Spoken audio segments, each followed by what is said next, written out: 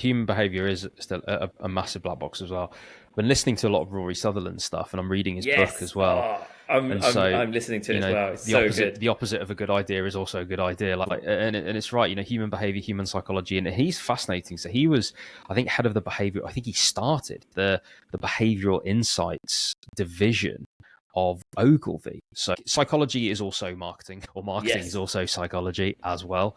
I really like it because I'm reading his book at the moment called Alchemy, and But yeah, I that's the think one I'm there's reading. something that he says that is just so relevant for this audience. In terms of like academic rigor, we talk about the data that we want to have, how do Mm, we share our impact? And what he talks about is we hyperfixate on like the logical steps that we need to take.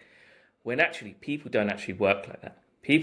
We should also be thinking about the psychological argument, which is often very different to the approach you would take if you were taking the purely logical, hey, we've got our objective data, that's what's going to convince people. I see, and when I talk to people who are building in global health and anyone in digital health, I think, we're so, especially in medicine, we talk a lot about how we need evidence, right? We need to show the evidence of effectiveness of this. And I think people skew that to, that means I need to show this, I need to do this clinical study that shows that I move this metric to this, and the p-value is this, and therefore it's statistically significant, and therefore that's going to tick the box for me. And now, why are people not buying this? Why mm, are people not funding this more? What have I missed mm. in changing people's minds about this? Or why have people Yeah, not like actually adopted this? yeah, Can you speak about that? yeah. I mean, the answer is emotion. So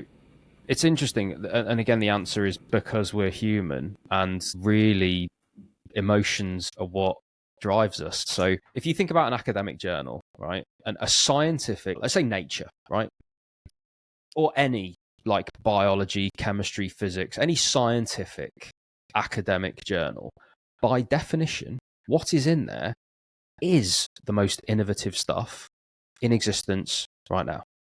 Fact. It's the most innovative. And yet, it is presented in the most boring way possible. So I I actually follow a few now, like astrophysicists on TikTok, right? So anyone that says that TikTok is just like for dancing and all the rest of it, bear in mind TikTok is empty pipes and you can fill them with whatever you want. These astrophysicists are fantastic because they'll pull up a horrendously dull and boring academic journal presented in p-values and like sine waves and all this sort of stuff. They'll put that they'll green screen themselves, put that in the background, and then they'll just talk like this about like, hey, some amazing new thing has happened. This massive star, like really close to us, has just exploded. And actually, we've learned loads about what a black hole actually is, which is like a wormhole loop where you deform space and time and bend a wormhole into a wormhole and create a portal and like blah, blah, blah. And this is actual science. But they just present it in a story as a human on the screen telling a story, and it is captivating. If you're even vaguely interested, and who the heck is not interested in like portals to other Definitely dimensions, going to which by the check way that is out. actual science when the fabric of space-time folds on itself and puts two.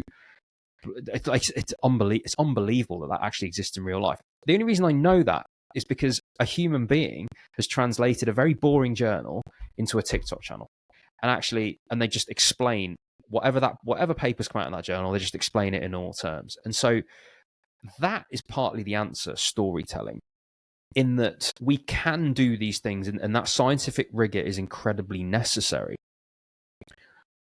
But that lives in that journal and nowhere else unless it's communicated externally. And that now is a comms plan because those scientists that have done that experiment, research, whatever it is, want to have impact, I assume. And that's the reason that they've done that research, is to forward humanity by making sure the world knows about it.